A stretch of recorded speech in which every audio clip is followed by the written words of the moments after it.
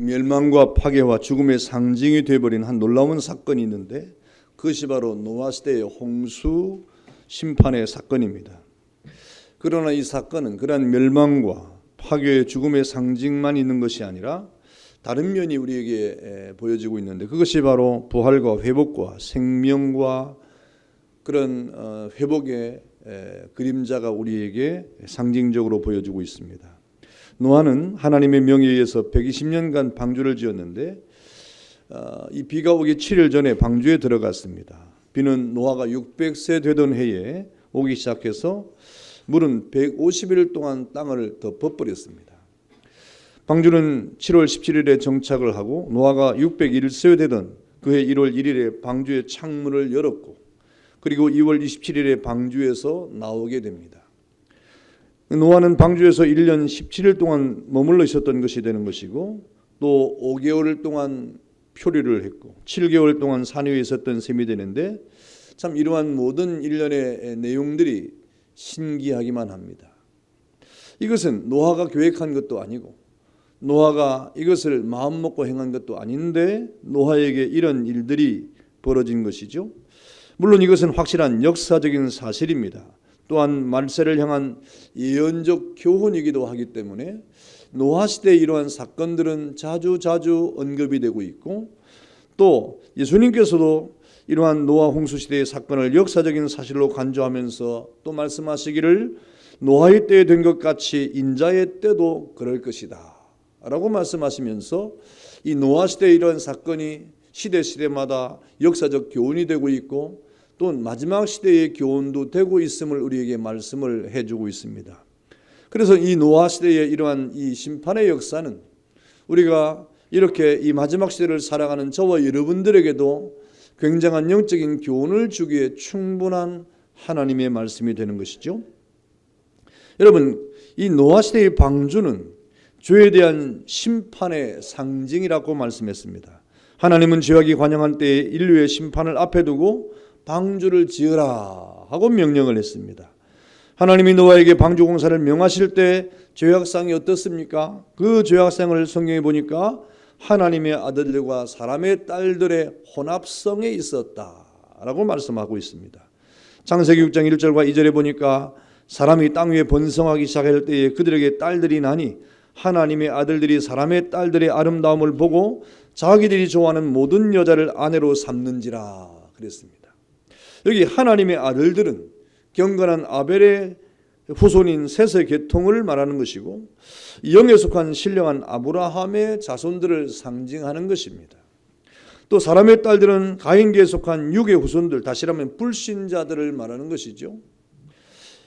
여러분, 이렇게 이 사람의 딸들과 하나님의 사람들, 다시 말하면 신자와 불신자, 영의 사람과 육의 사람의 혼합성이라고 하는 것이 이 시대에 아주 심각한 그러한 비극이라고 하는 것입니다. 여러분, 예수님은 그리스도와 벨리알이 합할 수 없음을 우리에게 말씀하시는데 이 노아 시대의 사람들은 그러한 혼합성으로 말미암아 죄악상이 더욱더 깊어졌다라고 말씀을 하고 있습니다. 여러분, 하나님은 노아와 그 가족들을 이 죄악의 세상에서 분리시키시면서 이 세상을 멸하기 위해서 방주를 만들도록 하신 것입니다. 이 사람들이 신앙과 불신앙이 너무 합하니까 그리고 영과 육이 너무 혼합되니까 여러분 하나님의 말씀과 그 말씀이 아닌 것들이 자꾸 연합을 하고 혼합을 하니까 하나님이 이 방주를 통하여 지금 분리하시고 있는 겁니다. 여러분 지금 시대도 마찬가지 아닙니까? 이 시대가 얼마나 혼탁하고 혼합주의적인 그런 양상을 띠고 있는가는 우리가 잘 알고 있는 사실입니다. 우리가 지금 떠들썩하게 이 세상에 또 이렇게 온 나라를 휘젓고 있는 이 보편적인 이 차별금지법이라고 하는 것도 마찬가지죠. 서구 문명이 무너진 이 토대가 바로 이것입니다. 서구 문명이 그 찬란했던 기독교 문화나 그 자유 문화가 무너져 버린 것이 바로 이러한 이 법안들입니다. 그러니까 여러분 우리가 이 땅을 살아갈 동안에 정말 아무것도 아닌 것 같지만 이런 것들이 점점점 우리가 무너지게 되는 그런 토대가 되고 있다는 사실을 기억을 해야 될 것입니다. 그뿐이 아닙니다. 지금 벌어지고 있는 이런 모든 이 상황들을 보면 이 영적인 혼탁함이 얼마나 이 세상을 뒤덮고 있는가를 깨달아야 돼요. 여러분, 그것은 나타난 현상만이 아니고 여러분 자신에게도 마찬가지입니다.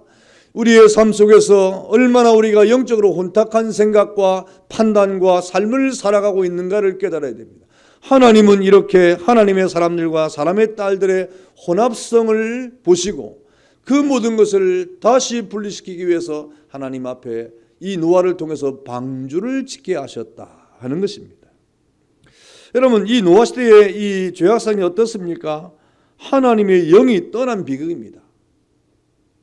오늘 3절에 보니까 여호와께서 이르시되 나의 영이 영원히 사람과 함께 하지 아니하리니 이는 그들이 육신이 됨이라 그랬습니다. 사람에게 하나님의 성령의 역사가 끊어져 버린 것입니다. 이것은 죄악의 비극이지요. 그 시대의 사람들은 전혀 영적인 통찰력이 없었다고 하는 말입니다. 어떤 일에 대해서 그렇습니까? 하나님에 대하여 영적인 통찰력이 사라졌어요.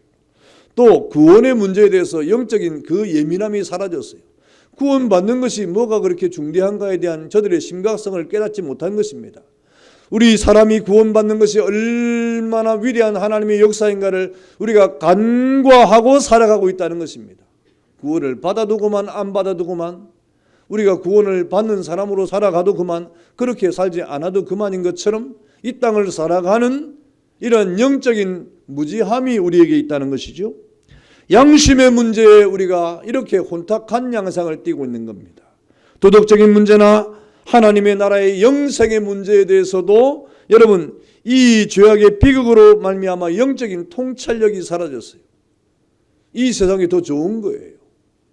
하나님의 나라를 생각하지 않아도 우리 과거의 가난한 시대에는 너무너무 가난하니까, 너무너무 자유가 없으니까, 너무너무 힘이 드니까 하나님의 나라에 대한 소망이 강했는데 요즘에는 너무 이 땅에 살기가 좋으니까 하나님의 나라에 대한 소망을 상실하는 영적인 통찰력이 지금 사라지고 있다 이 말이에요. 이것이 하나님의 영이 떠난 시대입니다. 그래서 예수 믿는 것이 그저 이 세상의 무슨 문화적인 액세서리 정도로 여기는 이러한 우리의 영적인 무지함이 지금 온 세상을 덮고 있는 것이죠. 여러분, 죄의 문제에서 전혀 무관심합니다. 이렇게 하나님의 영이 떠난 시대에 노아 시대가 그랬는데 예수님께서 말씀하시기를 인자의 때도 그렇다, 마지막 시대도 그렇다 이 말입니다. 지금도 역시 그러한 양상을 띠고 있다고 하는 그런 사실입니다. 여러분, 이 노아 시대의 죄악상이 어떠합니까? 유명한 육체의 장부들이 속출하는 죄악의 시대라고 말하고 있지 않습니까?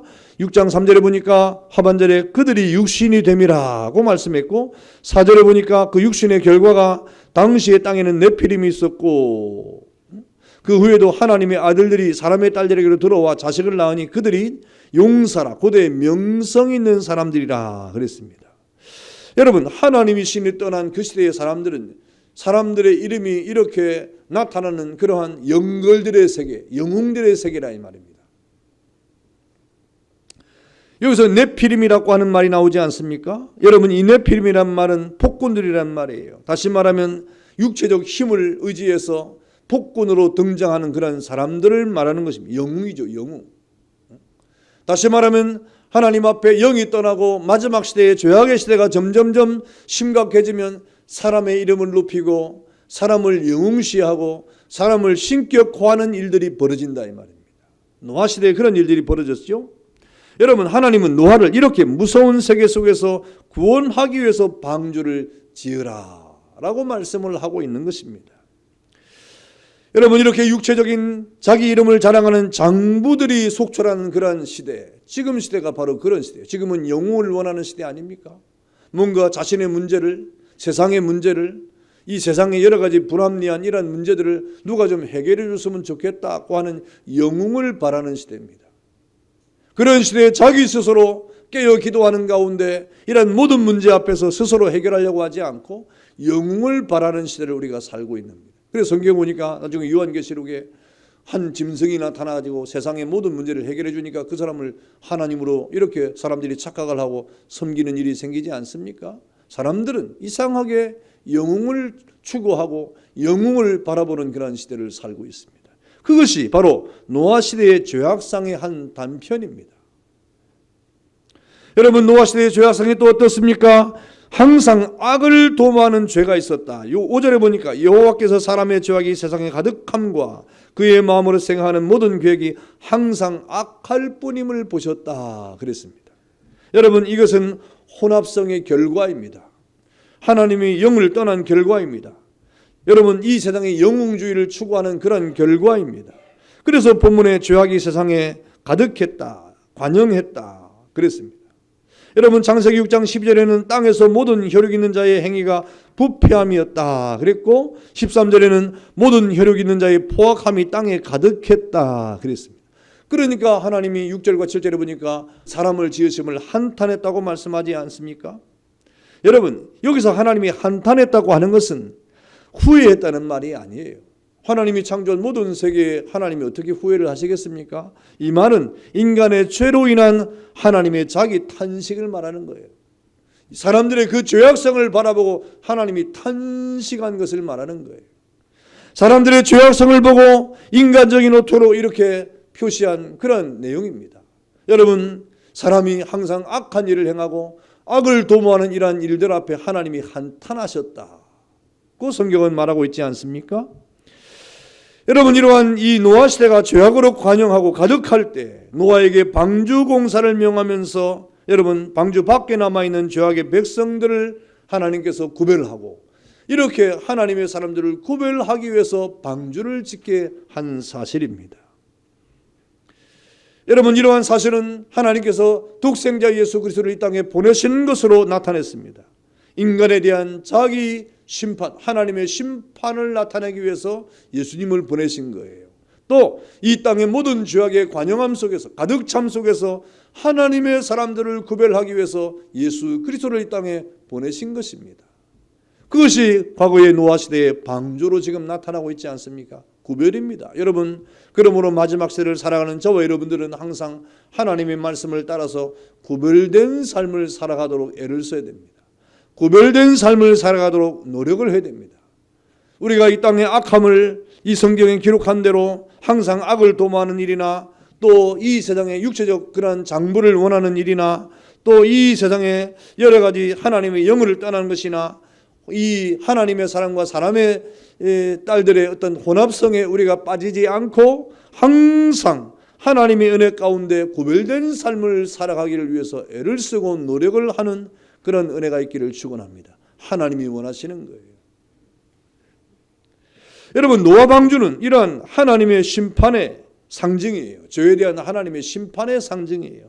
그 다음에 노아 방주는 또 어떤 의미가 있습니까? 의에 대한 구원의 상징이기도 한 것입니다. 심판과 더불어 구원의 상징이기도 한 것이죠. 8절에 보니까 그러나 노아는 여호와께 은혜를 입었다 그랬습니다. 9절에도 노아는 의인이요 당대의 완전한 자라 그가 하나님과 동행했다고 말씀하고 있습니다. 그 죄악의 시대에 하나님과 동행하는 사람이 있었는데 그 사람이 노아였다 이 말입니다. 그 죄악이 아무리 관영하고 아무리 이렇게 세상을 덮어버리고 이 세상에 아무리 그 죄가 득세를 한다 하더라도 그 속에서 하나님과 동행하는 사람들이 있다 이 말입니다. 노아 시대는 노아가 하나님과 동행했습니다. 여러분, 지금 이 시대가 죄악이 관영한 시대 아닙니까? 정말 이 의를 찾기 힘든 시대가 아닙니까? 하나님의 영광을 위한 그런 믿음의 삶을 살아가는 사람들을 찾기 힘든 시대가 아닙니까? 그런 시대에 여러분들이 하나님의 사람으로 하나님 앞에 영광을 누리는 가운데 하나님과 동행하는 복된 삶을 살아가는 은혜가 있기를 축원합니다. 여러분, 또 7장 23절에 보니까 지면의 모든 생물들을 쓸어버렸는데 곧 사람과 가축과 기는 것과 공중의 새끼라 이들은 땅에서 쓸어버림을 당하였으되 오직 노아와 그와 함께 방주에 있던 자들만 남았다 그랬습니다. 남은 자가 됐습니다. 정말 이 사망의 음침한 골짜기 같은 이 죄악이 관영한 이 시대에 여러분, 하나님의 은혜 가운데 여러분이 생명으로 하나님을 섬기는 남은 자들로 이 땅을 살아가는 복이 있어야 되는 겁니다. 다시 말하면 오늘 성경에 보니까 노아는 어떤 사람입니까? 하나님 앞에 은혜를 입은 사람이에요. 하나님 앞에 은혜를 입은 사람입니다. 여러분, 히브리서 11장 6절에 보니까 믿음으로 의롭다함을 입어 하나님을 기쁘시게 하던 자가 누구입니까? 그 말씀대로 말하면 노아가 그랬다 이 말입니다. 하나님과 동행한 자라고 성경은 말하고 있습니다. 여러분, 그러니까 하나님께서는 그 시대에 은혜를 입었던 노아, 의인으로 부름을 받았던 노아, 이 세상의 모든 관영했던 죄악과는 다른 그런 믿음의 삶을 살았던 그 노아에게 어떤 명령을 하고 있는 것입니까? 방주를 지으라고 명령을 하고 있는 거예요. 창세기 6장 14절에 보니까 너는 고페르나무로 너를 위하여 방주를 만들되 그랬습니다. 왜 하나님께서 노아에게 방주를 만들라고 말씀하십니까? 그 노아와 그의 가족들을 홍수 심판 중에서 구원하기로 작정하신 하나님의 자비의 은총이에요. 하나님의 계획은 이 세상의 모든 죄악을 심판하는 것이 하나님의 계획입니다. 하나님의 뜻은 모든 죄를 하나님이 심판하신 것이 하나님의 뜻입니다. 여러분, 그런 가운데 하나님이 세상을 심판하실 때 그 가운데 의인된 사람들, 그 가운데 하나님의 은혜를 입은 사람들, 그 가운데 하나님의 은총 가운데 하나님의 뜻대로 살아갔던 그 당대의 의인들은 하나님이 구원하시기로 작정하셨는데 그 방법이 바로 방주를 짓는 일이었다 이 말입니다. 그래서 노아를 향하여 하나님께서 방주를 지으라 라고 말씀을 하신 것입니다. 여러분, 하나님은 노아에게 방주를 지음으로 하나님의 자비의 구원의 은총을 입도록 하신 것입니다. 히브리서 11장 7절에 보니까 믿음으로 노아는 아직 보이지 않는 일에 경고하심을 받아 경외함으로 방주를 준비하여 그 집을 구원하였으니 이로 말미암아 세상을 정죄하고 믿음을 따르는 의의 상속자가 되었느니라. 하나님이 노아에게 방주를 지으라고 하니까 여러분, 이 방주를 지으라는 이 명령이 사실상 현실적이지 않습니다. 방주를 지으라는 말이 사실상 과학적이지 않습니다. 그 시대에 비춰보면 이 방주를 지으라는 일은 전혀 상식에 맞지 않는 일이에요.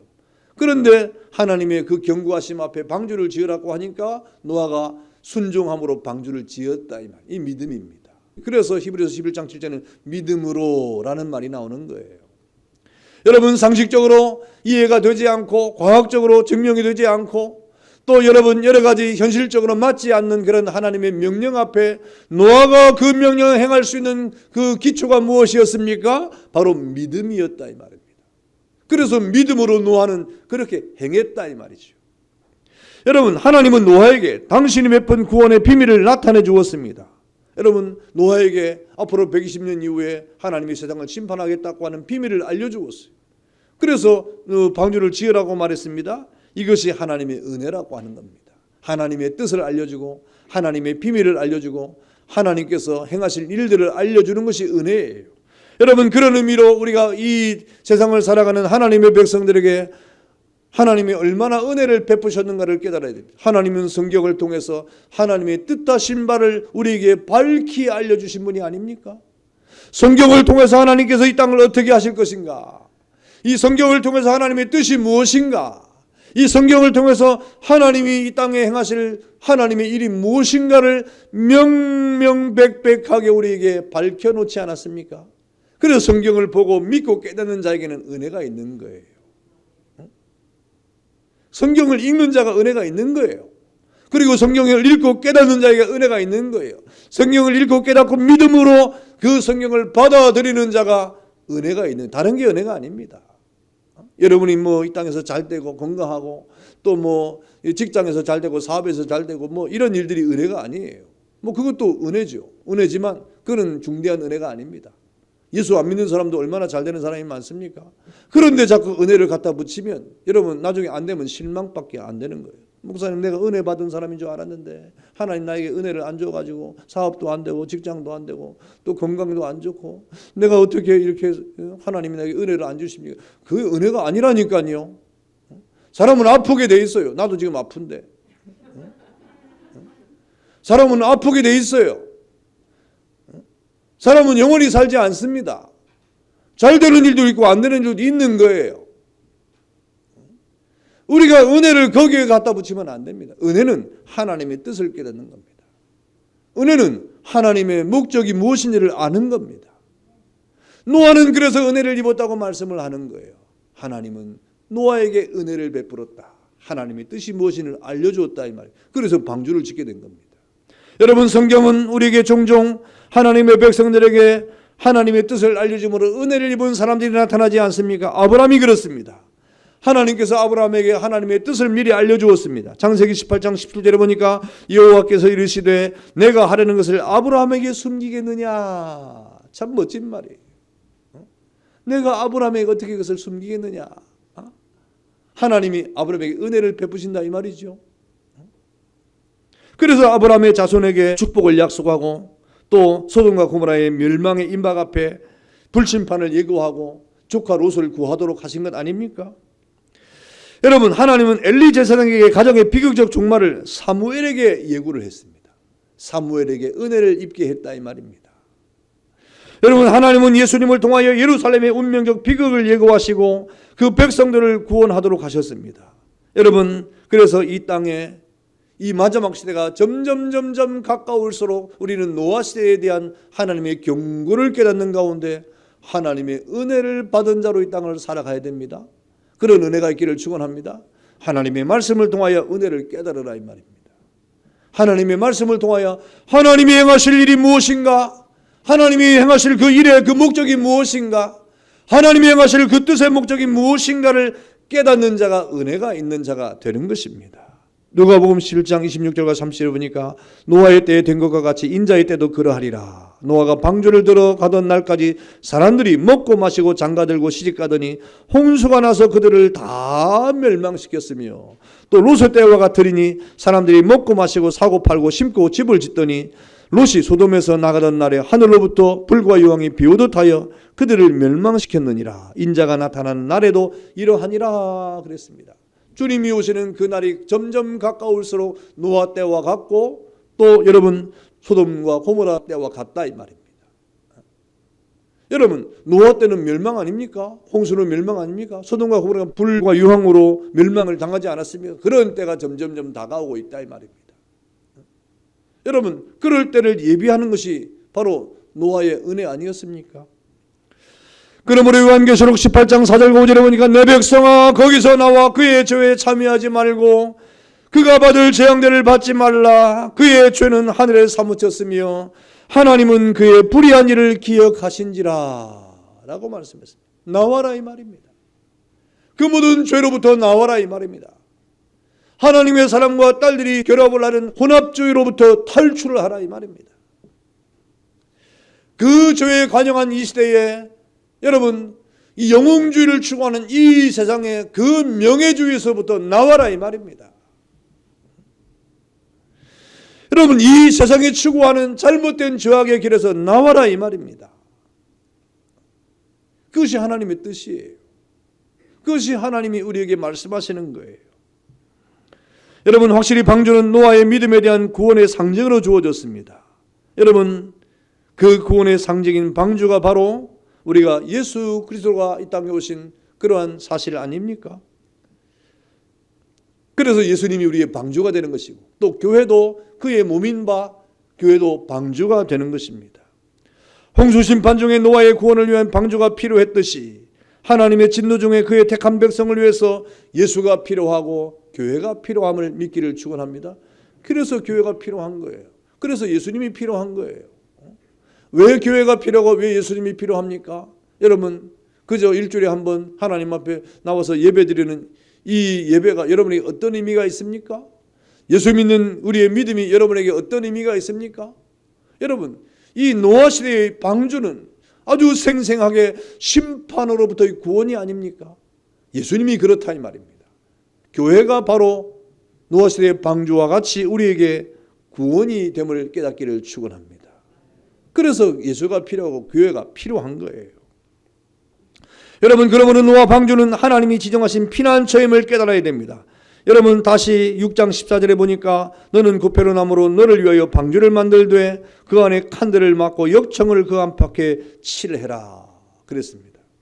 여러분, 이 배의 이름을 방주라고 했는데 이 방주는 테바라고 하는 말입니다. 이 테바는 여러분, 사람이 배를 움직일 수 있는 키가 있는 것이 아니에요. 전혀 키도 없고 노도 없고 아무것도 없습니다. 다만 물 위에 떠 있는 그러한 어떤 형태의 방주, 테바라고 하는 거예요. 여러분, 이 배는 전혀 어떤 사람이 움직일 수 있는 그런 작동할 수 있는 것이 하나도 없는 겁니다. 그저 물 위에 떠 있는 거예요. 그러니까 여러분 홍수가 나서 배가 물에 떠가지고 움직일 때 그 모든 방향과 그 목적은 사람이 움직일 수 없어서 여러분 그것이 어떻게 될지 모릅니다. 그러니 그 배의 선장은 하나님이 될 수밖에 없는 겁니다. 그리고 이 배의 방주에 대한 모든 길이와 크기와 높이를 하나님이 가르쳐 주었습니다. 방주의 길이는 300규빗으로 하고 그 광은 50규빗으로 하고 고는 30규빗으로 해라 그랬습니다. 방주의 모든 내용과 설계를 말하고 있는 것입니다. 그리고 위로부터 한 규빗씩 창문을 내라. 그리고 상중하 3층으로 만들어라 라고 말씀했어요. 모든 설계가 하나님이 만드신 설계예요. 그리고 그 방주의 움직임도 하나님의 뜻대로 움직이는 것이었습니다.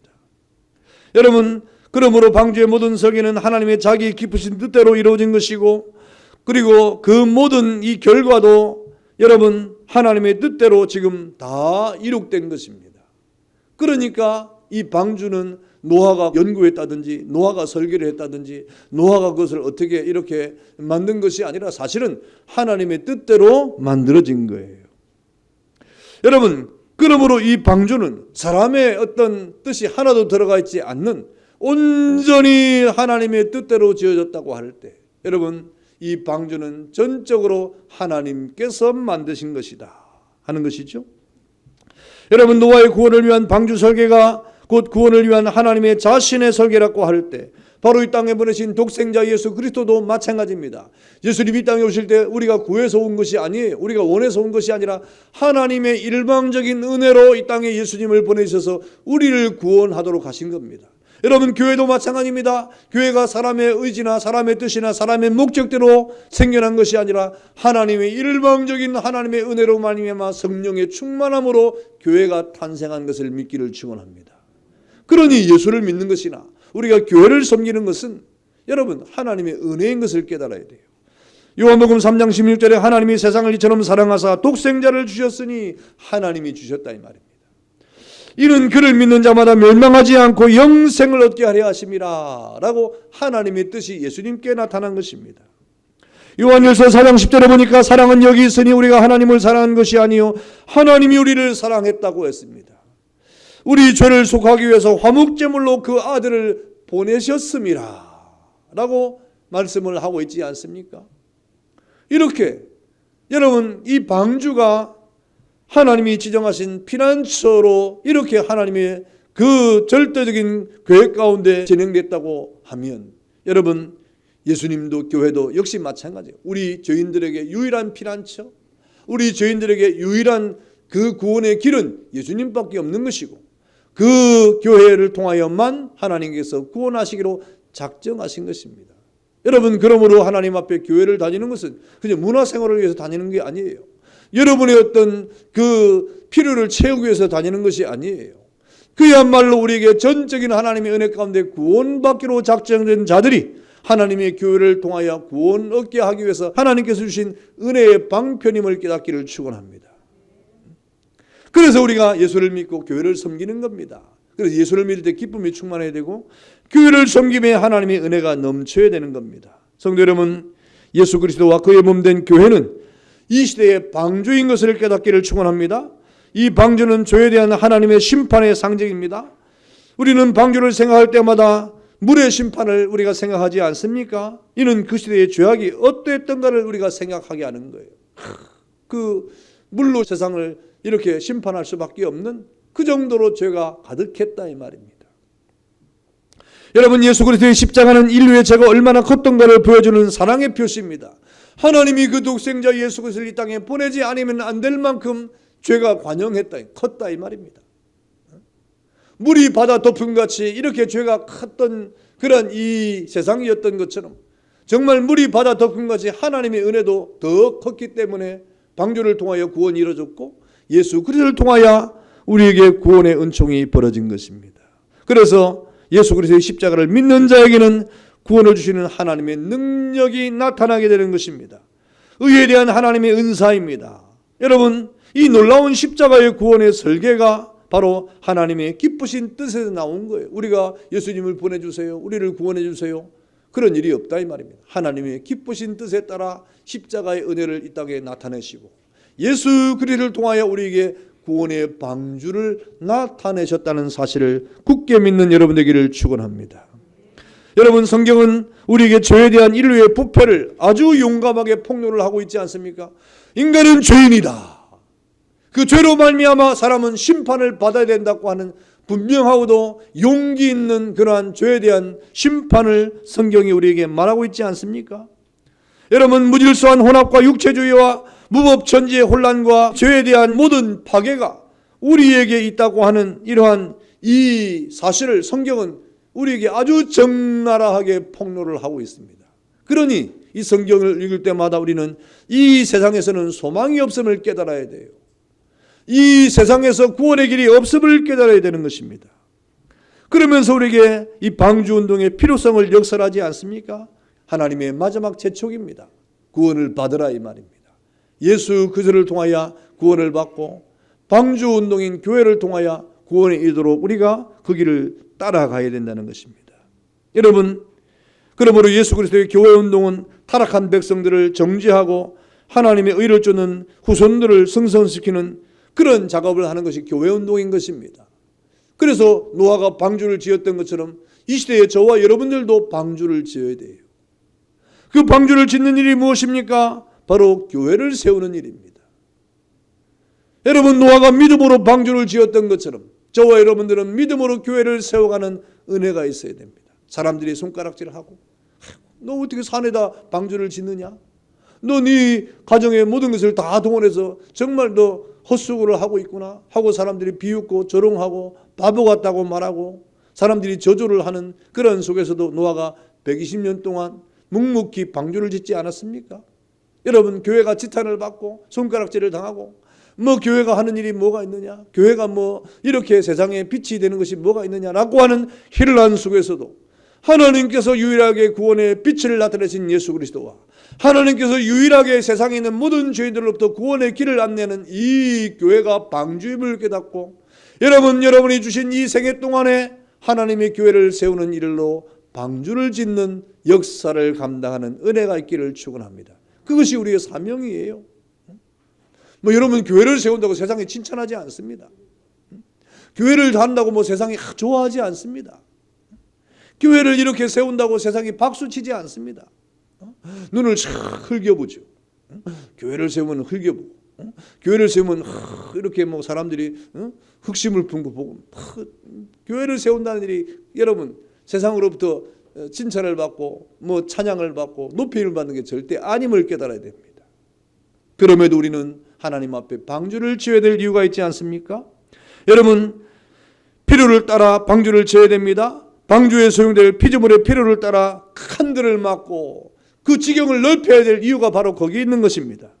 그리고 사망의 홍수가 침입하지 않도록 역청을 발라서 세상의 죄악들이 교회에 침투하지 않도록 세상의 정욕주의가, 세상의 혼합주의가, 세상의 욕망주의가, 세상의 명예주의가 교회에 투입하지 않도록 교회가 역청으로 발라야 됩니다.